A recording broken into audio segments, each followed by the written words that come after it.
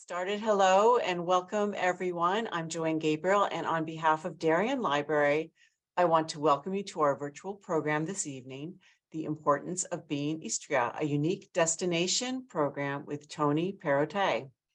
Tonight, we will travel to a place that is only a few miles east of Venice, Italy, on the Croatian peninsula of Istria, which has been on the front line of Europe's most extravagant historical dramas for over 2,000 years. Before we begin, I would like to mention that programs at Darien Library are made possible by the annual Friends of the Library campaign. We thank you for your support to make programs like this possible and our collections available to the community. Our presenter this evening has traveled the world working as a correspondent and writer. He has covered the Shining Path, war in Peru, drug running in Colombia, and several military rebellions in Argentina. He is the author of 6 books on travel and a contributor to multiple international publications, including Smithsonian, the New York Times, the Wall Street Journal Magazine, Condé Nast Traveler, Esquire, Outside, Afar, and the London Sunday Times.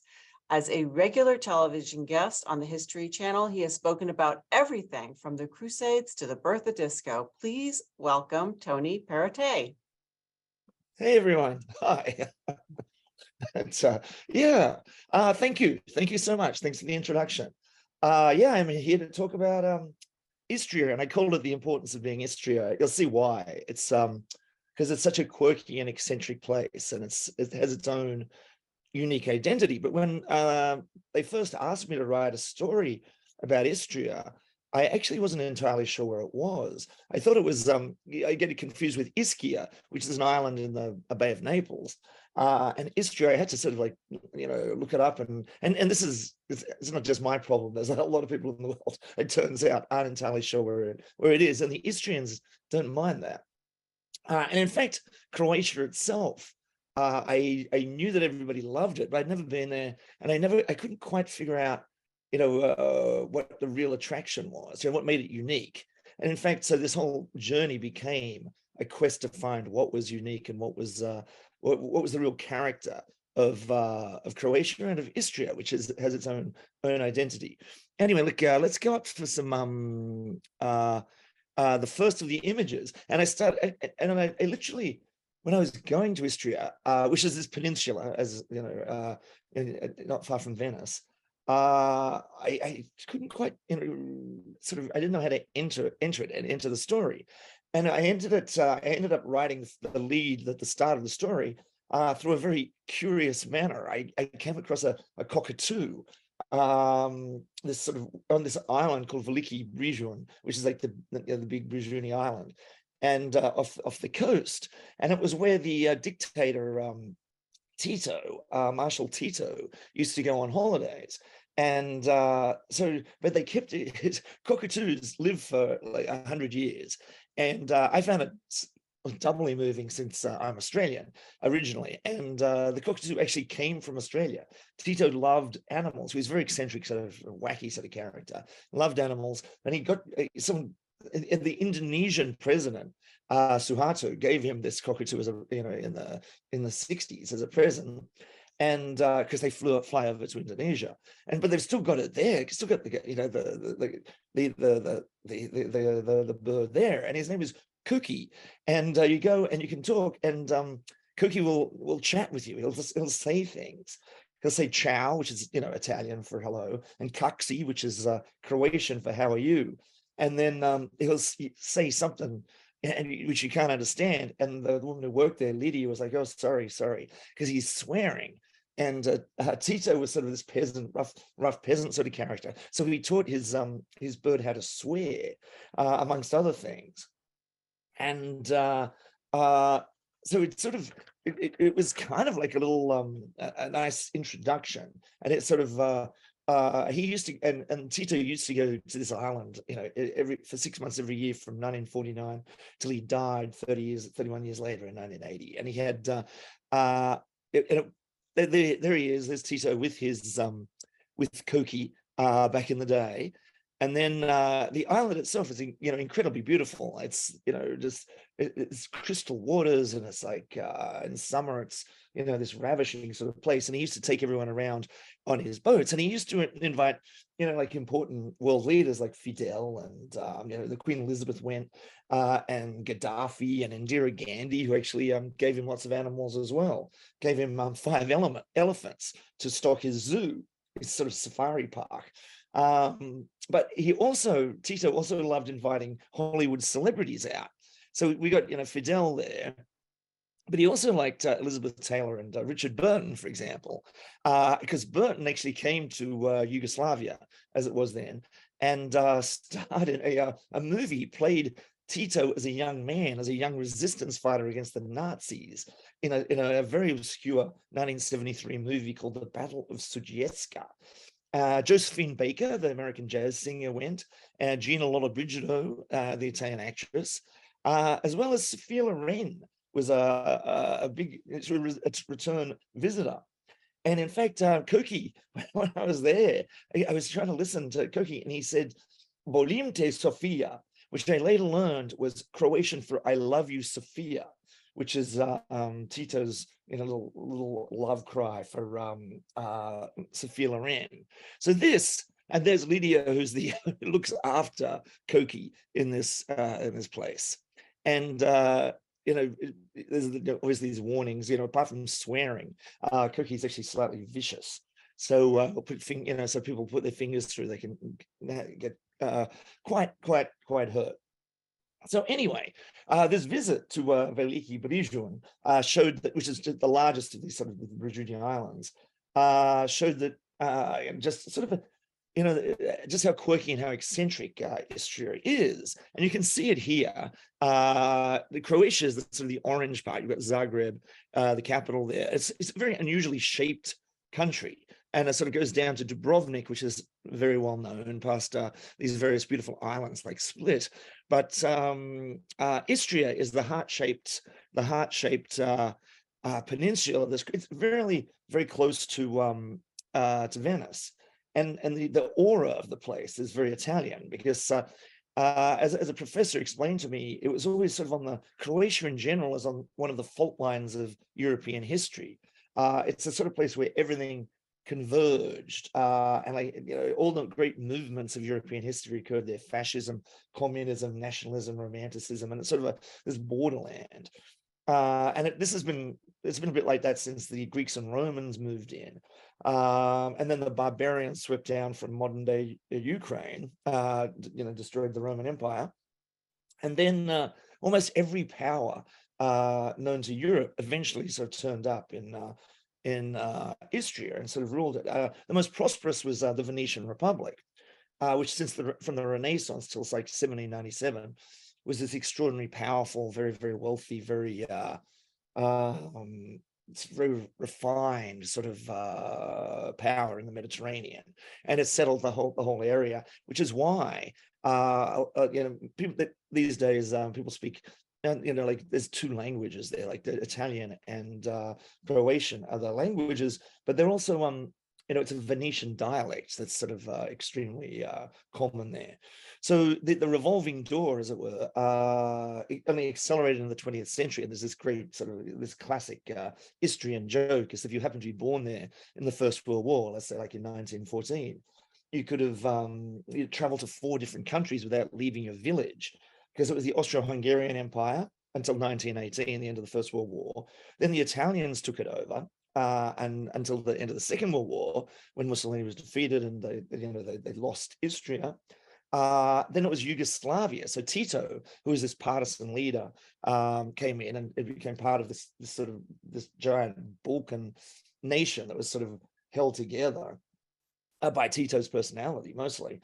And then it all broke up in 1991 when Tito died, you know, after Tito died, like 10 years after, and then it became independent Croatia. So Istria, this, you know, is this small thing. It sort of became part of Croatia, which is you know, interesting sort of, you know, interesting fate. So and the funny thing is Istrians themselves they don't call it Istria, they call it Istra. For example, Istria is the Italian version. So this rich, you know, Italian heritage is there from everything, and everything from the wine to the olives to the cheeses to the love of truffles. There's this beautiful wines, and the identity is very close to Italy, but they're not Italian. They they rebelled very strongly against the fascist rule during the Second World War, like Tito and everyone were fighting in the mountains in Istria.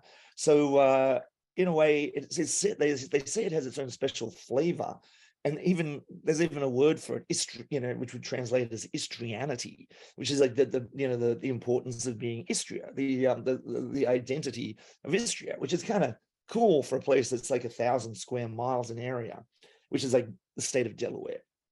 So to understand what was going on, I started in the capital of Croatia, which is a little, like it's about 2 hours drive away, Zagreb.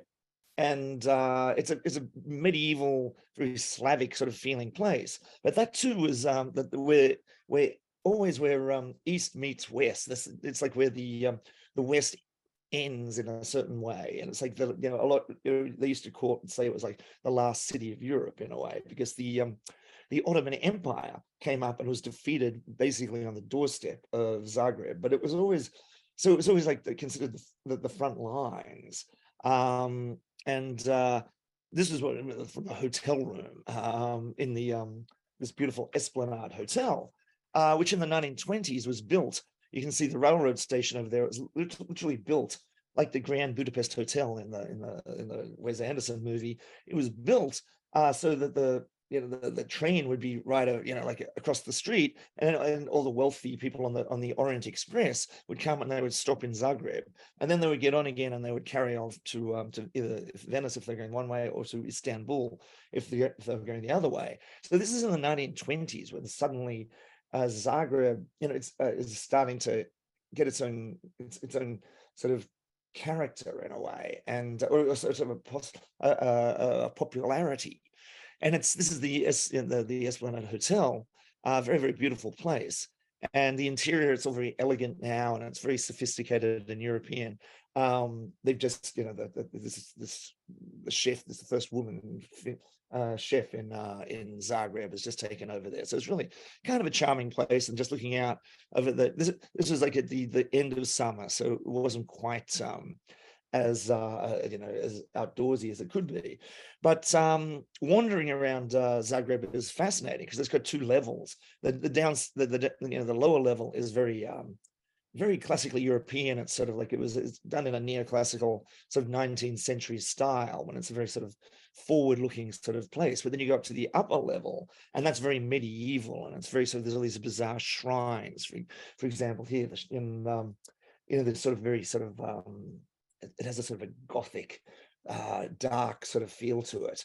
But it also has, there's also a very arty side to it, which I found very appealing. And a quirky sort of humorous side. They've got the Museum of Hangovers is one of the places in the city. And there's another one, the Museum of Broken Relationships, which is kind of cool. You go there and people donated, mementos from their broken love affairs, anything from letters to sort of things that had meaning for them, and then with little stories. And it's such a success. It's a sort of mournful idea, but it's such a success that they've got spin-offs all around the world now. The Museum of Hangovers does less well, but anyway, so from Zagreb, I wanted to do a road trip down to Istria, because basically you can't really fly into Istria. It's too sort of quirky. I mean, there are some flights in from London to a couple of the cities, but you really need a car to get around. So I was heading down there, and on the way to Istria, this actually didn't make it into my story, so it's kind of fun to use it. This port called Rijeka. This is where Marshal Tito's boat has been saved. It was like this wacky sort of thing that he used to sail around, and he would invite Elizabeth Taylor and all the celebrities to go with him. And it was sort of abandoned for decades. But the guys there decided that they wanted, in the city, they decided they're going to turn it into a hotel, and that people would actually like to, for some reason, stay on this floating hotel. So they're like putting millions of dollars into restoring this slightly dismal place. And you sort of go up, and it's like, it's all very much a work in progress. But you can go down, and there's still all this sort of marvelous stuff there. Like, Tito had a map of Yugoslavia done, and you can just see some guys showing me, where the port is, and this is Istria itself. So it's kind of like a, this fascinating, weird place. So basically, from there you drive to Istria, and you go through a tunnel, a 3-mile tunnel, and then when you exit the tunnel, the whole of Istria sort of opens up like some Wagnerian opera set, and you sort of drive. The first stop for me anyway was this down the very south of the peninsula. It's a town called Pula, and that was very important for the ancient Romans. It was a big Roman settlement, because the Romans regarded the whole of Istria as a sort of a paradise, and it was so fertile, so great production of olives and olive oil and all the things that Romans loved. And they also had their own amphitheater, which is one of the most intact in all the whole Mediterranean. And it's kind of an extraordinary place, because you go there, it's obviously a mini Colosseum, as you can see, and it's just sort of this marvelous experience wandering in there, and it's just like you can really sort of imagine what it was like, and it was just a very important sort of port. And then you go a little bit further north, and you end up in Rovinj, or Rovigno in Italian, and this is this extraordinary place where you can see. It's built on this sort of this headland, and it was a Venetian. This was a Venetian capital, and they built this sort of tower, this bell tower, based exactly on the Campanile in Venice. So it's this extraordinary thing, and like when you approach, you can just see it.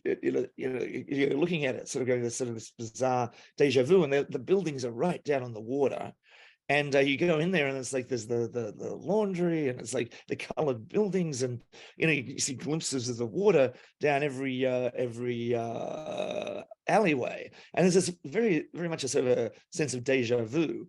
And then there'll be like strange places with little Roman artifacts, and little restaurants that are right on the water, and the boats are just going all the way by. And in fact, you can just sit there, and it's quite an extraordinary place to go. But the place to stay, I think anyway, is a place called the Grand Park Hotel, and which is very modern, but it's completely out of the old town, obviously. But it's got this extraordinary view, and this is the view from my room. It's just like you just open it up, and it's like just this wonderful thing.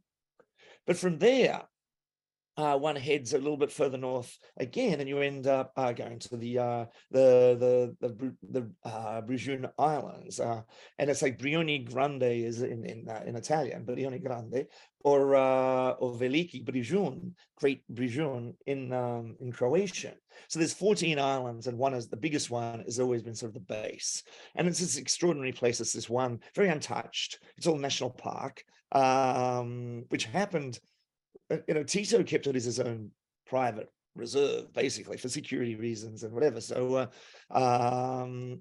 it became a national park after he died. So, but it had also been very popular with the Austro-Hungarians, and they built this in 1904. They built this amazing hotel there, and this is sort of a boathouse there, a beautiful old hotel.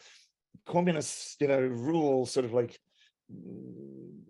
took some of the charm out of it, but it's still quirky and fun, and like it has these amazing, balconies and windows. There's a whole other half of the hotel which is still abandoned, and but back in the Austro-Hungarian days, back before the First World War, that's when it became popular as a sort of a health resort for for the ailing and for the wealthy, and of the Austro-Hungarian Empire.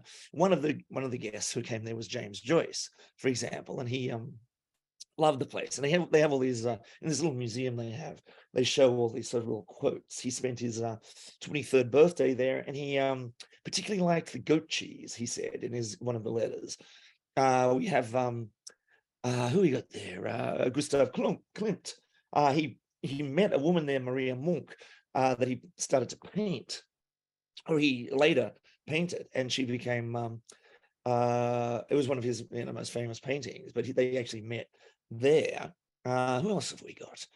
We got poor old Franz Ferdinand, who became, the royals, the Austro-Hungarian royals loved going there. And of course, in 1914, Franz gets shot in Sarajevo, precipitating the First World War and the breakup of the Austro-Hungarian Empire.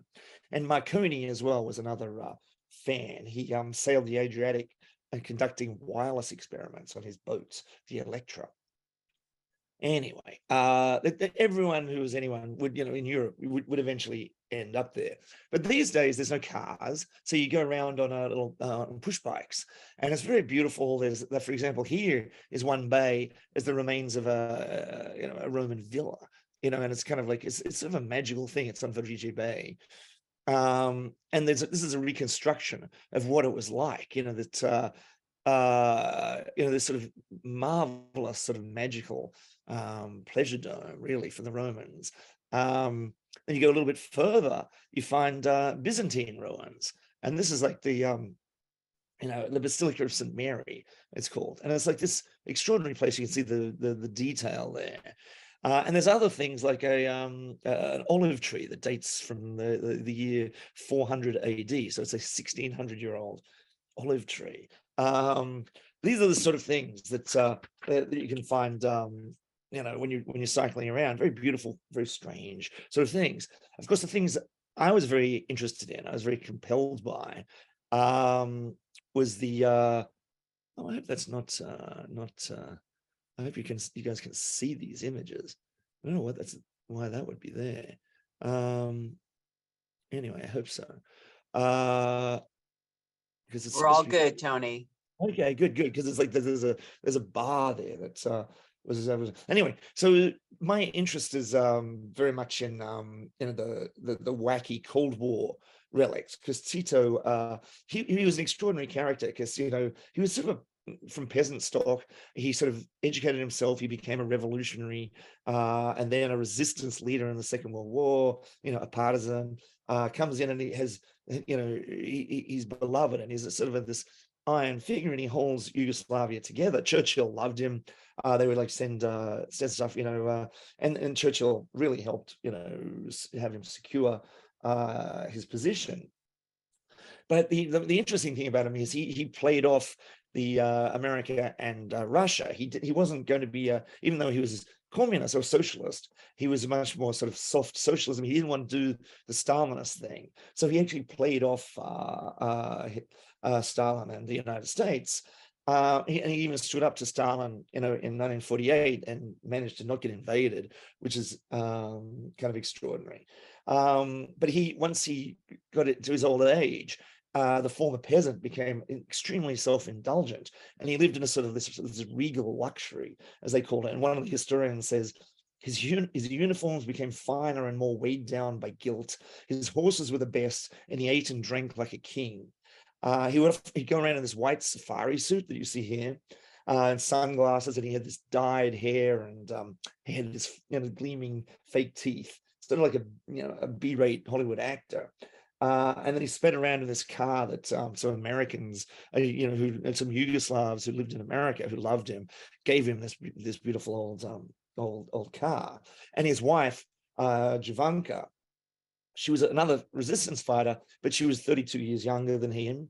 And they were like going. They lived on one of the villages, and they had this sort of mock peasant life, reminiscent of Marie Antoinette in Versailles, the sort of fantasy of being a peasant. But he had this incredible charm, and this, which is why all the movie stars and everyone loved him, and he kept Yugoslavia on a sort of a soft socialist path, so that I have a friend from Poland, an artist, who he remembered in the 70s, traveling to Yugoslavia so he could buy blue jeans and rock LPs and things like that. It was much more sort of open. And so when he died, it was almost 88. All the world leaders turned up at his funeral, 122 world leaders. Now, Croatians are a little bit dubious about him. Obviously, he's sort of, dictator and holding, his human rights record. He's, obviously not brilliant. But they have this little museum on the island, and his official residence, he had like 7 official residences. There was one called the White Villa, and that's where he created something called the non-aligned movement, which is a third path. The idea was to have a third path between between the Soviet Union and the United States, and Cuba would join it, and all these the non-aligned people. India was a big one, and Egypt. Interesting. What's going on there? Okay. All right. So yeah, like Tito was in the center, Nasser and Nero, Nasser being the Egyptian president, Nero being the Indian. And he loved, for example, and like Indira Gandhi gave him these elephants, these 5 elephants, and the animals that were on his farm had been stuffed. There's a poor little kangaroo. But you can actually go to the safari park now, where there's these ostriches, for example. It's kind of this surreal experience. These zebras that are still alive there, they've just been breeding happily. And there's one of the elephants that's still there as well. And if you wander around a little bit far from there, this is actually at the Basilica, you'll often get caught somewhere. There's something that's still off limits, and they've kept his White Villa for official visits and things like that, as well as I think rock stars can hire it for parties. But anyway, that was the islands. So I went back to the mainland after that and continued my road trip, and I wanted to go into the interior of Istria, because in many ways a lot of the wackiest stuff was there.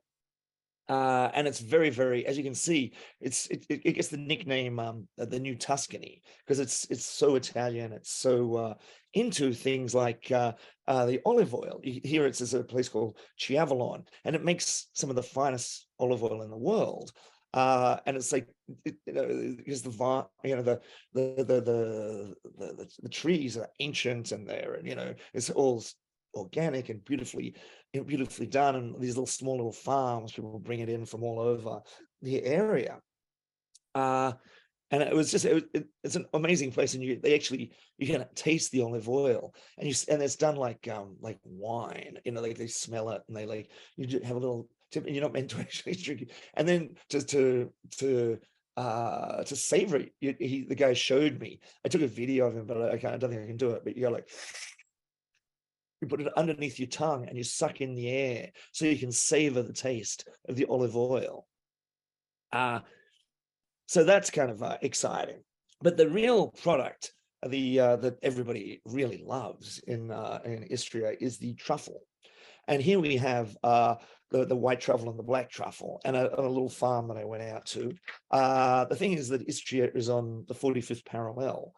Same as in Piedmont in Italy, which is halfway between the equator and the North Pole, which creates this sort of the perfect conditions for this strange underground fungus related to the mushroom, but not entirely, the truffle. And it's considered white gold. It's so valuable. But what happened was in Piedmont, the truffle was famous. The Italian truffles were famous, and no one realized that, in the 70s and 80s, all these Italians were coming over because they would get visas to go to Istria, and they were going over, and they were going and finding the truffles there and taking them back to Piedmont and calling them Italian truffles. Until the year 1999, when a farmer whose name was Giancarlo Zigante and his dog Diana found this giant white truffle. It was like 2.86 pounds. It was the largest truffle ever found to that date. So Zigante put it in the Guinness Book of Records, and he made a bronze copy of it, and then had it devoured at a giant feast that he invited the press from around the world to come to. And suddenly all these patriotic Istrians are like, no, the Croatians have better truffles than the Italians. And so now Croatian truffles or Istrian truffles are all over the world.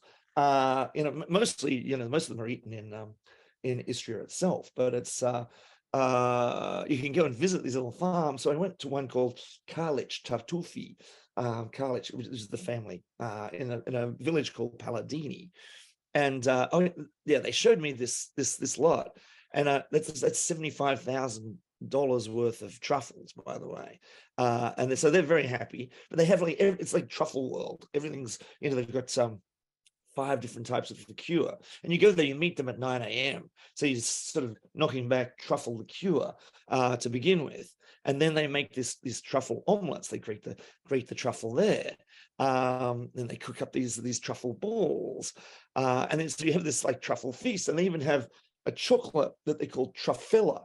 It's like Nutella only made with truffles, and so they have these doughy chocolate things. And it's super delicious, but it's like, by the end of it, you sort of feel truffled out. But then eventually, they'll take you on a truffle hunt. So they bring out all their dogs. They've got like maybe 20 dogs there, and this is one of the daughters that's there, and Ivana was her name, I believe. Yes, Ivana Karlic. And so she takes people out. You can go wandering around looking for truffles to get the experience. And it's truffle dogs, not truffle pigs. In some parts of Italy, they use the pig. The image of the pig is sort of like it's sort of burned into in fact, there's a movie called Pig where Nicolas Cage plays a truffle hunter in the mountains of Oregon or near Portland, and someone steals his pig. But in reality, pigs are kind of tough because they're huge, and the idea is like you got to be able to push the animal aside so they don't eat the truffle. They're trained to hunt the truffle. They can smell the truffle. But the idea is you got to elbow them aside, and sometimes it's hard to wrestle a giant pig. So anyway, we went off for this looking around, and like the dogs are running and darting this way, another, and the cry is "Shushu bravo, shushu bravo." She says to the dogs, and it's like so Layla is the name of this dog. It's like the best of the best. And like when Layla starts digging, she has to go there, and she has to sort of elbow them aside, and sort of go through the dirt. And unfortunately, truffle kind of looks like dirt. So they've got to try and figure out which one's which. But they find bits. And here, for example, it's a small thing. It's worth $100 maybe. So that was the morning's find. But and then and so then the dog gets served a bit of the leftover truffle omelet to sort of as a reward, but the truffle itself gets taken off. So anyway, there's all these obsession with wine and olives and truffles and all these very Italian things, but it's also Istria is also a borderland. It's still got this Slavic influence. So it's half Italian, half Croatian. So there's these restaurants like this place. It was which is actually near the village where the truffle place is, and there's this guy is there, and he's sort of he has this tube to sort of get the fire going. He cooks these beautiful steaks, but they also have like weird local things like I don't know if I can pronounce it, pianchi. It's a type of hand rolled pasta that they use spit to sort of it's a sort of peasant pasta. They use spit to sort of like keep it together. And then there's an Italian minestrone, a version is Istrian minestrone, which is like minestrone.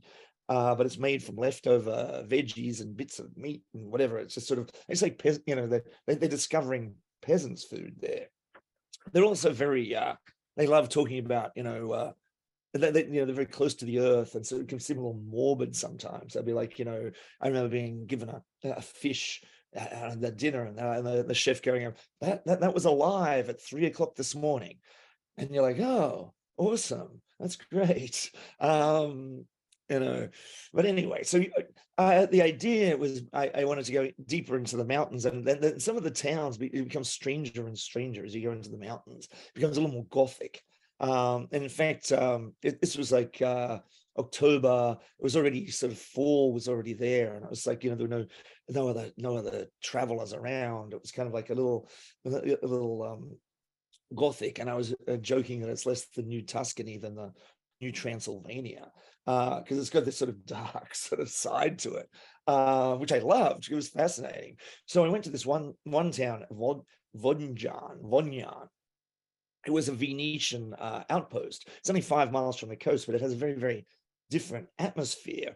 And for example, there was this guide was showing me around, and she said, here's this church, and it's got this engraving, Ecclesiae Sanctae Inquisitionis Historiae, over the door, and that's where the Inquisition had its base, the Venetian Inquisition. And she was like cheerfully saying, oh yes, after some of the trials, they buried people alive in the walls, the skeletons, they found the skeletons when they were excavating. And it's like, it's that's a little on the dark side.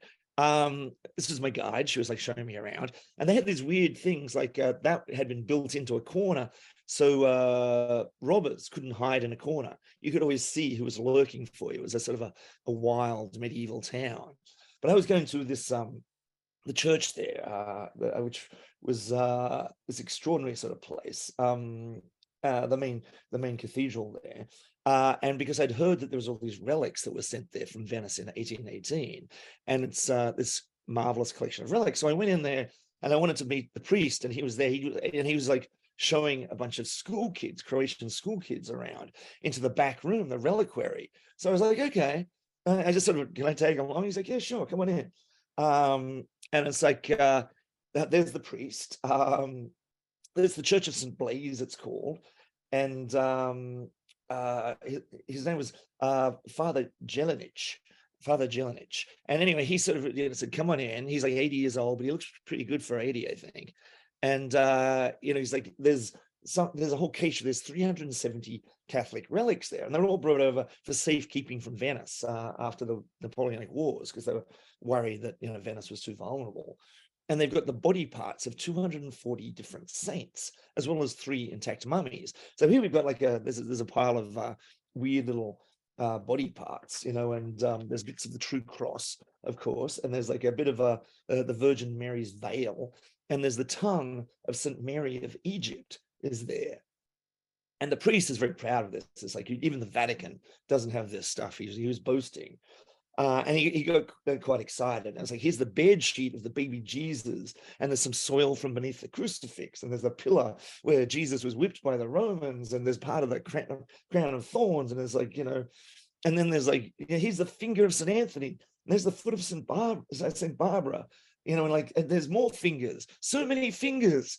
He kept going, so many fingers. They got the pelvic bone of St. Sebastian. It's like, it's kind of extraordinary. So you go in there, and then there's this 3 mummies there. They're just sort of air-dried mummies. They call them mummies, but they're just like air-dried, and in this sort of miraculous state of preservation. No one really understands why. And the priest was like, there's no scientific explanation for this, but they're we did a CT scan in a laboratory, and all the organs are still intact, and they've never embalmed. It's a miracle. So that's there, and then there's the foot of St. Barbara over there, and another one there, and then I've forgotten who he is, but one of the 3.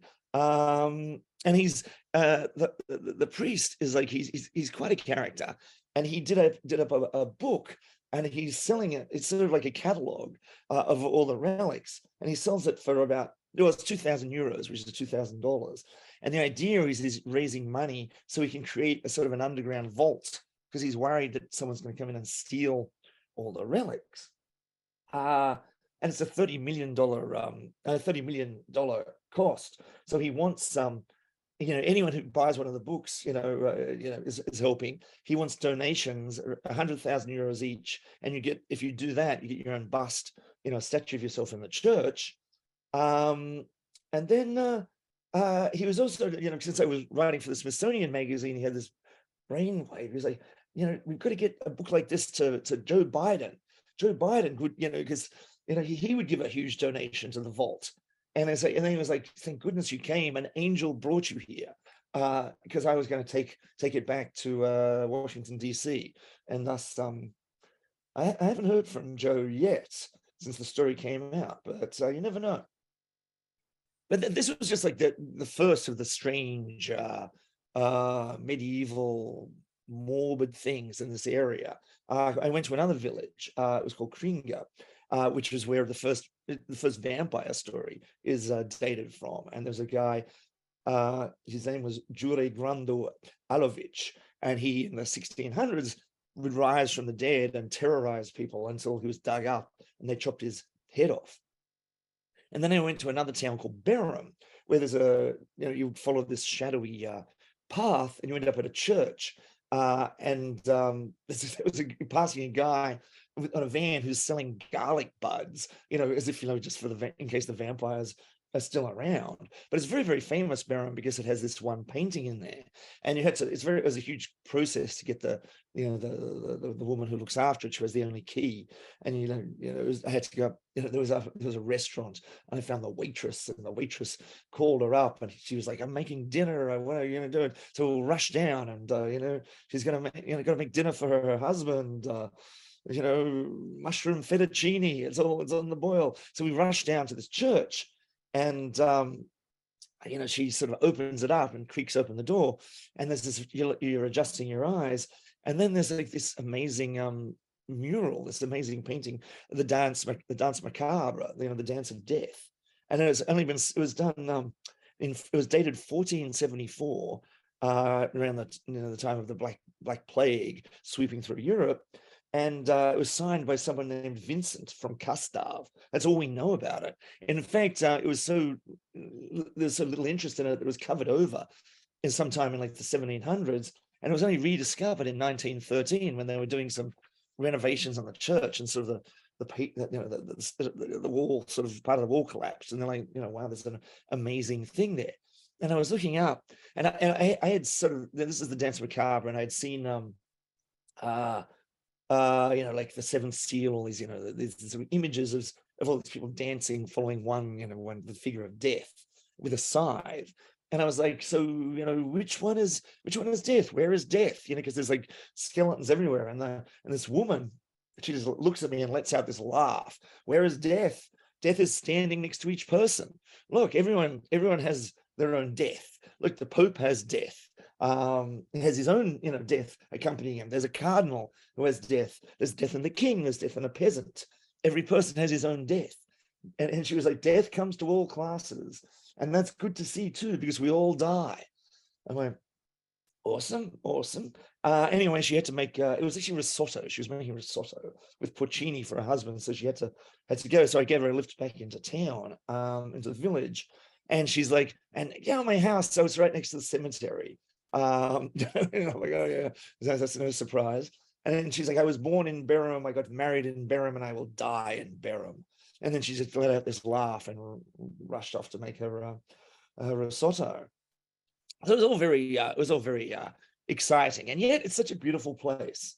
So I'd been like wandering around for 10 days around here, and just gathering all these sort of eccentric stories.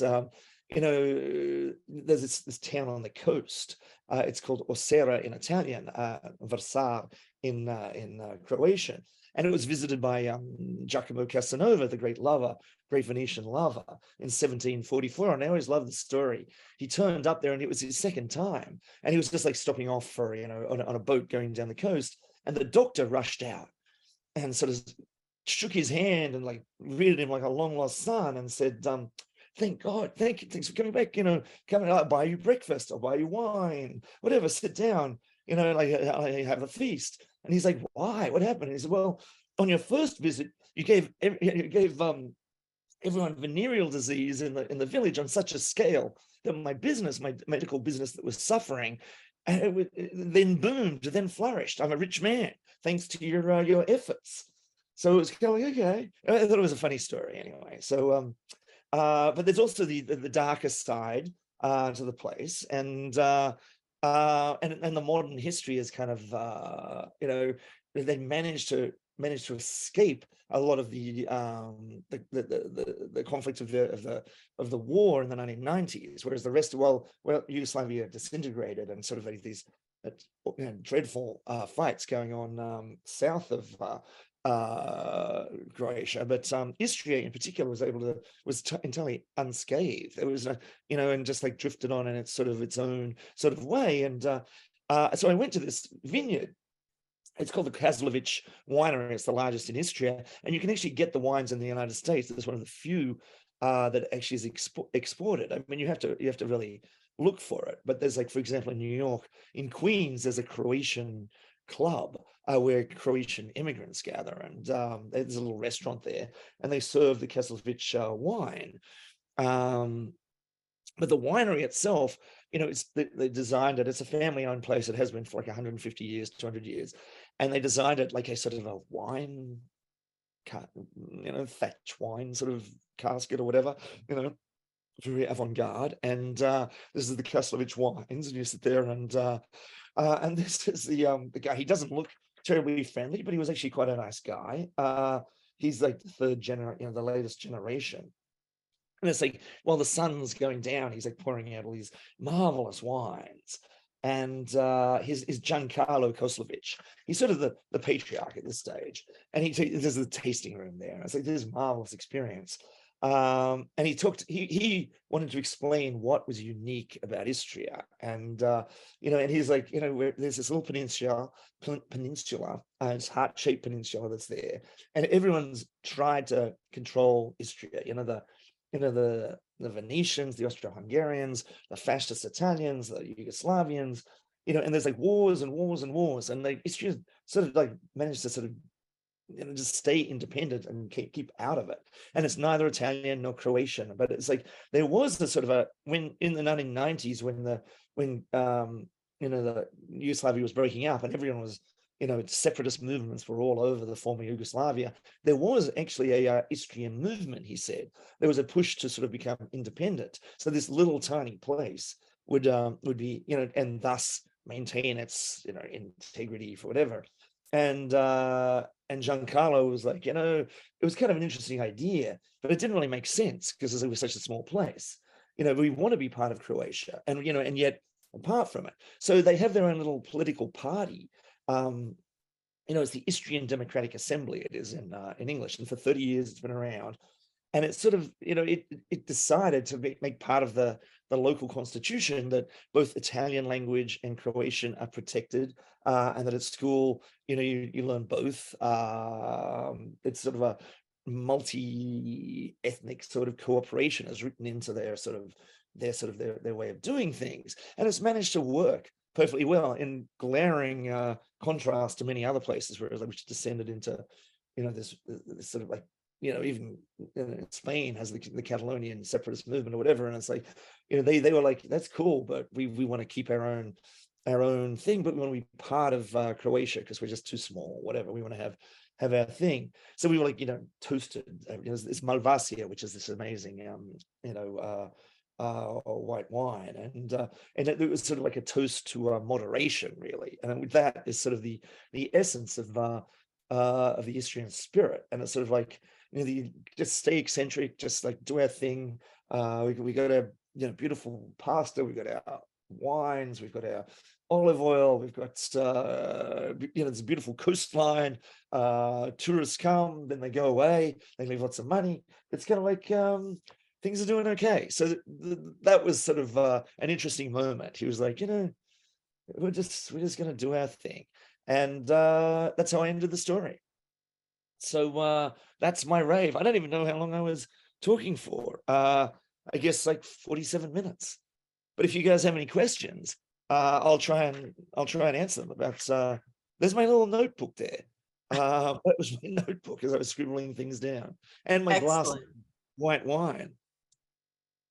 Okay, so there are a few questions. One of them is, how easy is it to get to Istria? You sort of touched on it, but so how did you do it? You took planes, trains, automobiles, that kind of thing? There's two ways of doing it. I flew into Zagreb and drove, and it's like 3 hours maybe to get to, like, through the tunnel and to hit the coast. And it's sort of like driving there is, beautiful roads, whatever. It didn't seem like there was tons of traffic. It's all like, and it's sort of a coastal road, so it's all fairly obvious. But you can also get from Venice if you want to, and sort of like, but and maybe from there, you might not necessarily want to drive, because you'd have to get it from Mestre, on the mainland, obviously, and then you go to Trieste, and then, which is like the last of the Italian ports, and then onwards into Istria. Is the And is the driving easy, or is it yeah, no, it's experienced fine. drivers only? I mean, I survived. It's like, it's like going to I don't know, rural, Tennessee or whatever. It's like, it's fine. It's like, it's quite, a lot of it's very rural. I mean, some of the the country roads are a little bit, turns and whatever. You just take it easy. It's fine. And I was going a little out of season. Yeah, and you wouldn't want to drive into some, in a lot of these, the medieval towns, they don't even allow cars in there, which is great. It's just foot traffic only. You sort of park, and there's a big parking lot out of town, and sometimes there's even little buses that'll take you in, or you can walk in or whatever. And in high season, that would be a little bit more painstaking, and a little bit more like, there's a lot of traffic, and but not undoable. Certainly, it's, the whole Mediterranean is really like that. So it's like, and I went basically late September, early October, when things had really, by the end of October, things have really shut down. So a lot of hotels had already, closed, but it had a nice, it was still warm, you can see he's wearing, just one little pullover. And during the day, it could be quite hot. I didn't really swim, I must say. If you go in July, August, obviously it's, wonderful swimming. So high season would be in the summer, then late summer. Oh yeah, high season would start, June, July, August. It's like, and July, August in particular is crazy. That's when the whole of Northern Europe descends on Croatia, and it's like, I personally wouldn't do it. But September is the perfect time to go because it's still warm. A lot of the Northern Europeans go back because the kids have got to go to school and stuff, and like the holidays, they just have this traditional July, August thing. So you go there, it's still beautiful weather. It's going to be like in the 80s, and you can swim because the Mediterranean is still warm. I mean, it's quite north in the Adriatic, so maybe high 70s by then. If you were going to Dubrovnik, which is actually quite a ways down. It's, in fact, driving from Dubrovnik takes ages. It's like 10 hours or something. But from Zagreb, it's quite close. Or you could even go into Venice and get a train over, and then rent a car when you're already in Istria. And because it's all very, the infrastructure is very, very, very strong there. And what is the money? Is it the euro? No, it's not. There's the Croatian currency. They got their own currency. They're trying to the euro thing, but it's dollars, euros, whatever. It's like I forgot what it is. It's the kroner, I guess. But it's all, this is like, it's like Cuba or whatever. It's like, they know exactly what the exchange rate is. They know everything. It's all interchangeable, so it's not a big deal. But you just go to the ATM and you withdraw money. It's super easy. It's like very it's like going to Rome or something. And apart from the truffle and that cuisine, what would you say the food is like? Is it more Italian, or is it a mix of everything? Yeah, it skews very much to Italian. You can get awesome pastas and beautiful seafood, obviously. But because of the more Croatian element, then you can also get these marvelous meats. Like the guy who had who was blowing on on this open fire and just like grilling these extraordinary meats. Like this beef and the chickens done on the open fire. It's delicious. So you get a bit of everything. It's like if you want pizza, you can get pizza. If you want that Italian thing is very strong. And it's like I was traveling with an Italian and she approved. She was quite gave thumbs up, 2 thumbs up. Is there a national dish that they're known for? Hmm. You know, Istria, I mean, I think that there's Croatian, you know, there's a Croatian cuisine that you get in Zagreb, and then down in Dubrovnik, they have different cuisine. Uh, gosh, in Istria, I think it would be, grilled fish and, I don't, and pasta, not one specific type. Yeah, I don't think there's you can't generalize about Croatia or even Istria. You can't even each town will have its own little thing, like Italy. Each place has got its own character. And of all the places that you went to, which would be your favorite part of Istria? Well, you go for different things. I mean, the islands, Tito's Island is sort of extremely beautiful and peaceful. It's very restful. It's and quirky and bizarre. Revenge, whereas that hotel gazing out over there is just spectacular. It's looking out at the old town and the tower. I would not miss that. I mean, that hotel is just like, oh my God, it's like one of the great hotels, in Europe. And then I don't know, I personally love the weird medieval stuff in the mountains. People tend not to go there because they associate Croatia in general with the coast and the beach and the swimming.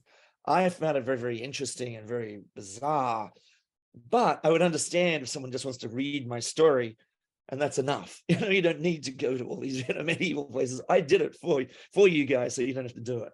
I think it's wacky. I did the relics.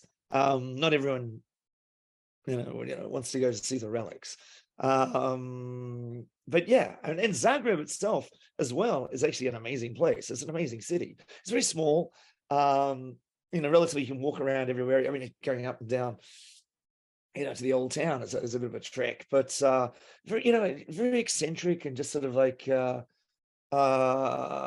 has a sort of a Balkan feel as well as this European feel. So you really do have a sense that you're sort of on a frontier, on a borderland, and it's just very approachable.